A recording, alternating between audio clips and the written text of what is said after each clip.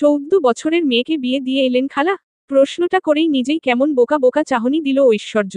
গায়ের টি-শার্টটা টেনে ঠিক করে চুলগুলো হাতখোপা করে বিরক্ত ভাব ফুটিয়ে তুলল মুখাবয়ে, অতঃপর গম্ভীর কণ্ঠে শুধালো, আদৌ কি ওর 14 বছর হয়েছে খালা? মিথ্যা বলবেন না আমাকে। নাহিদার মা মাথাটা নিচু করে আছে, কিন্তু তার চোখে মুখে তেমন কোন প্রতিক্রিয়া নেই। অবাক, হতবাক ঐশ্বর্য। নিজের মাথাটা দেয়ালে ঠুকলে কি মাথাটা ফাটবে? না ফাটলে অবশ্য এই মুহূর্তে তাই করত ও। মন চায় হাসতে, আবার মনে হয় তার কান্না করা উচিত। নোয়াখালীর মানুষ যেভাবে বুক চাপড়ে কাঁদে ঠিক ওইভাবে কাঁদা উচিত। হায় কপাল, নিজের বয়স 19 গিয়ে 20-এ ধপ করে পড়ল বলে। কই, তাকে তো কেউ বিয়ের কথা বলে না। দেখতে আসার আগেই মা বাবা দূর দূর করে তাড়িয়ে দেয়।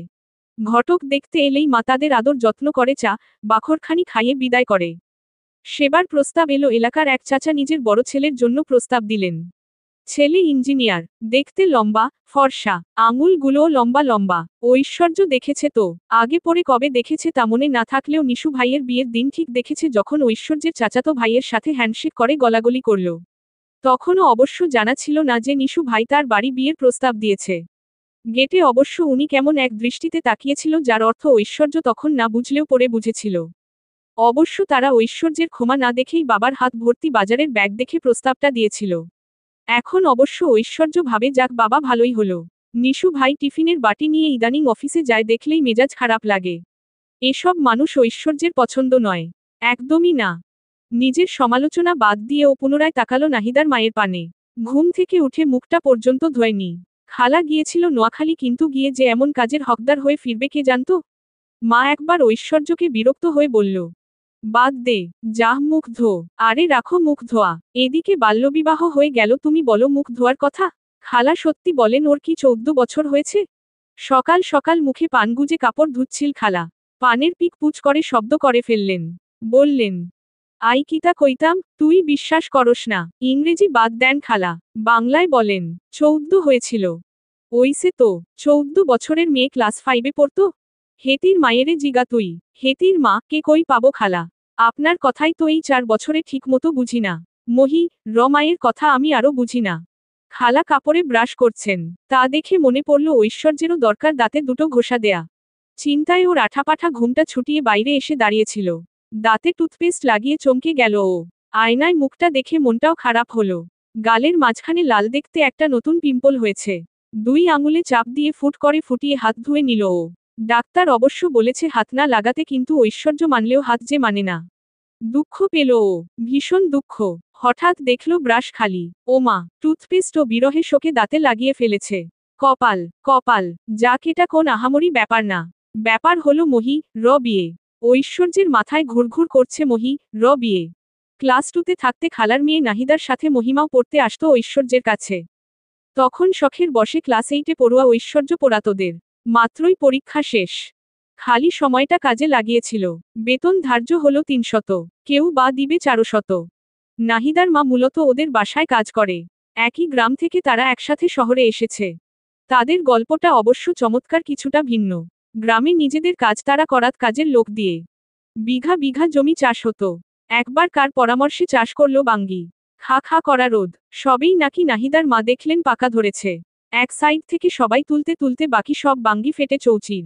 সবার মাথায় হাত ঋণ করে করেছিলেন সব। নোয়াখালীর সেই 10-15 জন কামলা খাটানো মানুষগুলো চলে এলো স্বপ্নের নগরীতে। ঢাকায় মানুষের বাসায় কাজ শুরু করলেন। নাহিদা বাবা শ্যামবাজার থেকে তরকারি এনে বাজারে বিক্রি ধরলেন। এই তো ঋণ শোধ করতে তাদের জীবন সংগ্রাম শুরু। মহি মায়ের তৃতীয় সন্তান মহি। বড় বোন মাহা, মেঝো মুন্নি আর ছোট মহি। বড় বোনকে আপন ফুপাতো ভাই বিয়ে করেছে, সৌদি প্রবাসী। সেই ঘরে ফুটফুটে সুন্দর একটা ছেলে সন্তানও আছে। মাহা আর মহি যেমন তাদের নাম তেমনই গায়ের রং। সুন্দর উজ্জ্বল দুটো মেয়ে। মুন্নিটা মাঝখানে বাবা মতো কৃষ্ণকায় হলো। তাই তো এবার নোয়াখালী যেতেই মেঝো মেয়েকে বাদ দিয়ে মামা চেয়ে বসলেন ছোট মেয়ের হাত। মুন্নির মা অবশ্য এতটুকু মেয়ে বিয়ে দিতেন না, যদিও বয়সটা তাদের কাছে ততটা গুরুত্বপূর্ণ কিছু না। 3টা মেয়ে, তার মধ্যে স্বামী ছেলের জন্য দ্বিতীয় বিবাহও করেছেন। সেই ঘরে কালো কুচকুচে একটা ছেলেও অবশ্য আছে। সেটাই মূলত তাদের কালো সোনা। মুন্নির মা ঘাড় থেকে মেয়ে বিদায় দিলেই অবশ্য বাঁচেন, কিন্তু আপত্তি তো ছিল, একটু বেশিই ছিল। মামা আপন ছেলে না, বরং পালক ছেলে শ্রাবণ। ছোট থেকে নিজ হাতে পেলেপুষে বড় করেছেন। এত বছর কাতার ছিল, এবার দেশে ফিরল। মাটির ঘর ভেঙে টিন শেড দিয়ে পাকা ঘর করল। লাগোয়া বাথরুম করে, উপরে সিলিং এর ব্যবস্থাও করেছে। ভেতর থেকে বোঝা যায় না বাসাটা টিনের। ওই জমিটুকু শ্রাবণকে পালক বাবা দিয়েছেন। আচার আচরণ বা দেখতে শুনতে সব দিক থেকেই শ্রাবণ 10-এ 8। 2 নম্বর পেল না শুধু পালক সন্তান বলে। এবার গ্রামে মহি কে দেখেই যেন শ্রাবণের পুরুষ মনটা কেমন চিলিক ঝিলিক দিল। মহি তখন মাথা ঢেকে নাহিদা আর মুন্নির সাথে কুতোকুতো খেলছে। শ্রাবণ ঘর থেকে উঠানে দেখেই বাইরে এলো। সিঁড়িতে বসেই অপলক দেখল। এই যে এত সুন্দর নাহিদা, তাতে চোখ আটকালো না, বরং আটকালো 14 বছরের বাড়ন্ত বয়সের মহি উপর। পুরুষ দৃষ্টি বড়ই ভয়াবহ। ঝড়ের দাপট শ্রাবণের বুকে তখন ধই ধই করে বাড়ছে। আছড়ে দিচ্ছে আঁকাবাঁকা রাস্তা মনের ঘরে। সেদিন রাতেই সোজা বাবা পা আঁকড়ে ধরে চেয়ে বসল শ্রাবণ। মহি কে? মামা হাসলেন। ছেলের মাথায় হাত রেখে বললেন, তোর ফুবুর লগে কথা কইয়া লই। ওরে আমার লাগবি আব্বা। আই কইলাম তো আইন না দিমু। হাঁচানি, হ আব্বা, উঠো, যা ঘুমা। শ্রাবণ উঠে, চোখে মুখে হাসি। এদিকে মামি চিন্তিত হয়ে বললেন, আপা রাজি হইবনি? আই কথা কমুকাইল। শ্রাবণের চোখে মুখে তখন খুশির ঝিলিক। বুকে এক ডলল কিছুক্ষণ। বালিশে মাথা রেখে কাঠের জানালা ভেদ করে দেখল আকাশটা। মিনমিন করে বলল, ও মহি, তুই কবে আসবি? তোকে যে আমি ভালোবাসা দিয়ে ফেলছি। আমার তো ঘুম আসে না মহি। তুই আমার ঘুম কেড়ে নিলি। এমন ফুফাতো বোন হয় বল? এখন এক কাজ কর, ঝট করে আমার বুকে চলে আয়। তোর ওই ভোলা ভালা মুখটা না দেখলে মনটা অশান্ত হচ্ছে রে। একদিনেরও না, বরং এক পলকের প্রেম। শ্রাবণ যেন শ্রাবণের জলে ডুবল। ঘরে টিকতে পারল না, দৌড়ে গেল বাবা ঘরে। মামা অবাক হলেন, বিস্মিত হয়ে জিজ্ঞেস করলেন, কিতা, এখন চলেন আব্বা? ফুপু যদি কাইল চইল্লা যায়। ছেলের পা লামিতে বাবা হাসবেন না কাঁদবেন বুঝলেন না। গ্রামের রাত 8টা মানেও রাত। ছেলের আবদার ফেলতেও পারেন না। বড়ই আদরের কিনা। বোনের বাড়ি দূরত্ব 10 মিনিট। বড় ছেলে আর স্ত্রী নিয়ে হাঁটা দিলেন তিনি। শ্রাবণ রইল বাড়িতে। বুকে তার টিপটিপ শব্দ তখন। বোনকে বুঝো দিতে ততটাও অবশ্য খাটুনি লাগল না। মহি তখন ঘুম বন্দের সাথে। সকালের সূর্যটা যখন উঠল তখন মহি জীবনটা পাল্টে গেল ঠিক দিন রাতের পার্থক্যের মতো। এক থালা পানি ভাত খাইয়ে ওকে কাঁচা হলুদে গোসল করানো হলো। কানে কানে ফিসফিস করে জানালো মুন্নি, তোর বিয়া হইতাসে। মহি অবাক আর লাজুক দৃষ্টিতে তাকায়। মুন্নি পুনরায় ফিসফিস করে, শ্রাবণ ভাইয়ের লগে। কানে যেন মহি সীসা ঢালা হলো। বুকটা পর্যন্ত জ্বলে উঠল। সেই থেকে থেমে থেমে ধক ধক করেই যাচ্ছে। বাদ জোহর বিয়ে। নামাজ পড়ে 10 জন পুরুষ নিয়ে সাদা পাঞ্জাবি পরিহিত শ্রাবণ হাজির। মহি জন্য একটা লাল শাড়ি এনেছে। হঠাৎ বিয়েতে ততটা আয়োজন নেই। মাওলানা সাহেব কবুল পড়ালেন। খুরমা আর দুধে সেরে গেল বিয়ে। বিকেলটা যখন পরিপরি অবস্থা, তখন এলো বিদায় লগ্ন। এই যে সকাল থেকে লাজুক হাসি, হলুদে মাখামাখি মহি। কত সুন্দর সাজলো, আলতা পরল, গায়ে শাড়ি জড়িয়ে কবুলও পরল, ও কিন্তু কাঁদেনি। কাঁদল কখন? যখন দেখল নিয়ে যাবে। আজ রাতেই মা সহ সব বোনরা ঢাকা চলে যাবে। নাহিদা সাথে ভাবখানা গলায় গলায়। সেই প্রিয় বান্ধবীও নাকি চলে যাবে। মহি নাহিদা কে আঁকড়ে ধরল। শক্ত করে ধরে গলা ছেড়ে কেঁদে উঠল। বারবার বলতে লাগল, নাহুরে তুই থাইকা যা।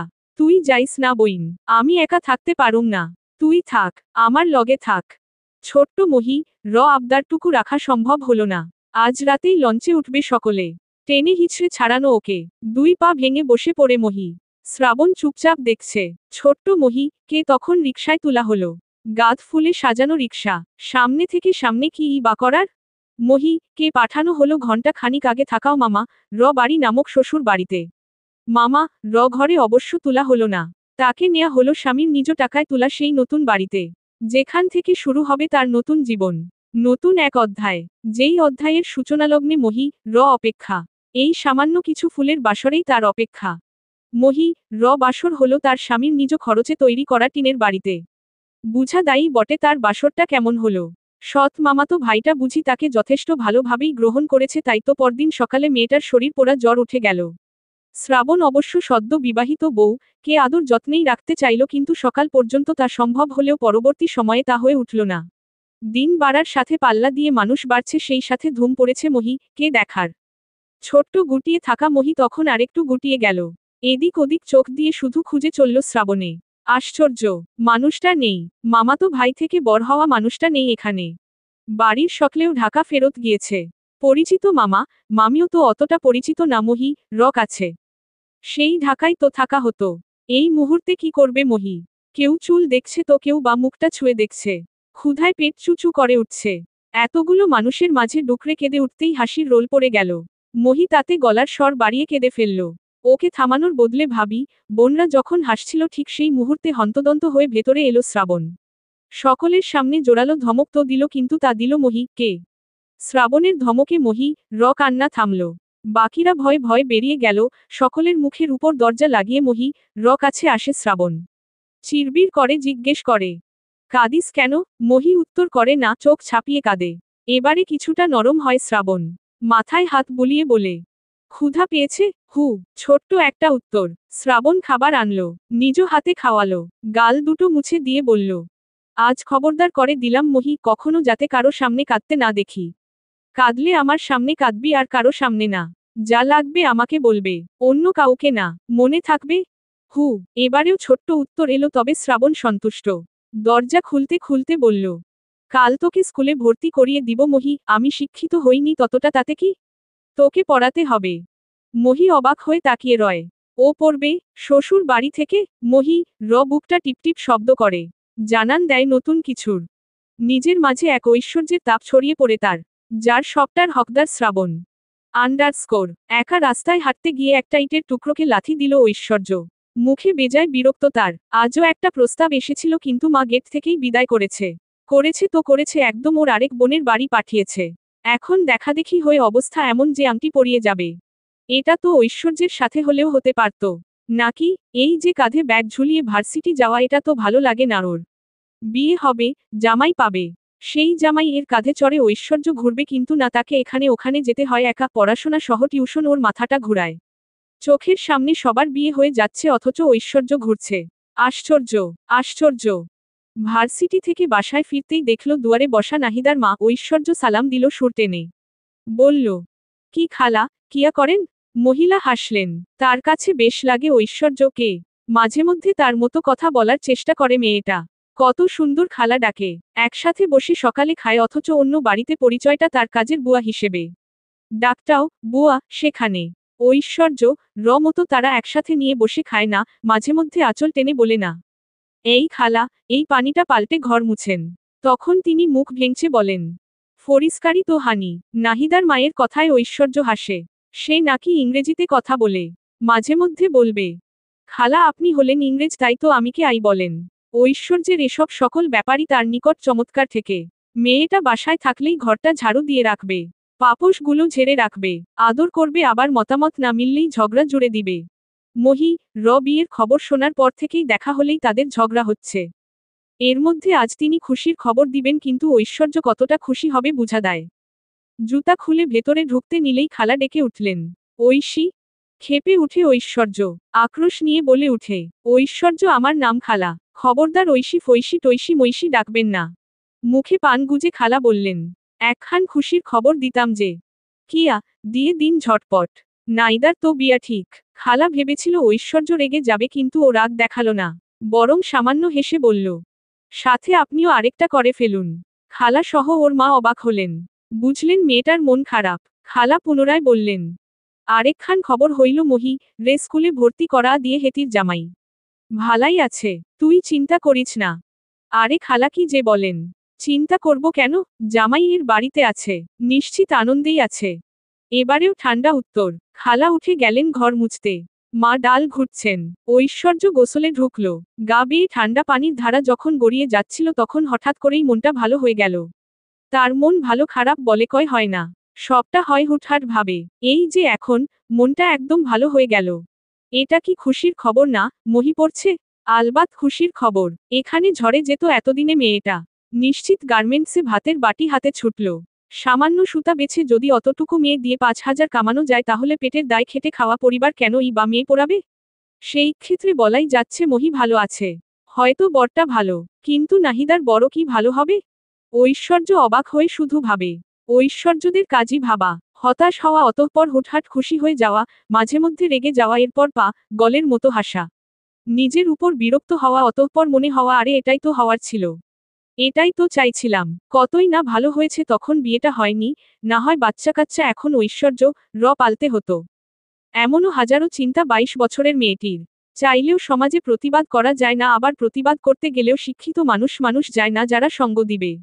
সুতরাং ঐশ্বর্যরা চুপ থাকে, একা একাই প্রতিবাদ করে, অতঃপর থম ধরে যায়, না হয় শুনতে হয় এত বড় মেয়ে যখন বিয়ে দেয়নি নিশ্চিত মেয়ের সমস্যা আছে। অথচ তারা জানেই না এই মেয়েটাকে সফলতা পেতে আরেকটু তো কটু কথা শুনতেই হবে। মানুষ বলতেই তো পছন্দ করে, কারণ মানুষ শুনতে চায় না, তারা শোনাতে পছন্দ করে। ঐশ্বর্যও শুনে।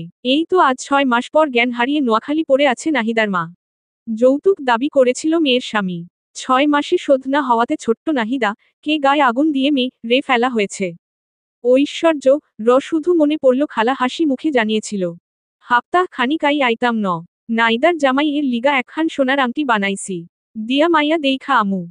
খালা বুঝি সত্যিই মেয়ে দেখতে গেল? ঐশ্বর্য কত করে বলেছিল, খালা দিয়েন না বিয়েটা। খালা দেখেছিল মহি সুখ, ভেবেছিলেন হয়তো নাহিদাও মহি হবে, কিন্তু সবাই কি শ্রাবণ হয়? শ্রাবণ হওয়া বুঝি এত সহজ? রাতের আকাশে তাকিয়ে রইল ঐশ্বর্য। তিরতির করে বাতাস বয়ে যাচ্ছে। আচ্ছা, আতর আর আগরবাতি মিশ্রিত ঘ্রাণটা কি নোয়াখালী থেকে ঢাকা অবধি চলে এলো? এই তো ঐশ্বর্য ঘ্রাণ পাচ্ছে। আকাশটা তখন ভারী, বুক হালকা করতে বর্ষণ ঘটালো। ভেতর থেকে মায়ের ডাক আসতেই ঐশ্বর্য বারান্দায় আটকে চলে গেল। প্রকৃতি তখন ধীরে ধীরে তার দানবীয় রূপ ধারণ করেছে। সমাপ্ত। গল্পটি যদি ভালো লাগে, লাইক ও মন্তব্য করে আমাদের জানাতে ভুলবেন না। ধন্যবাদ।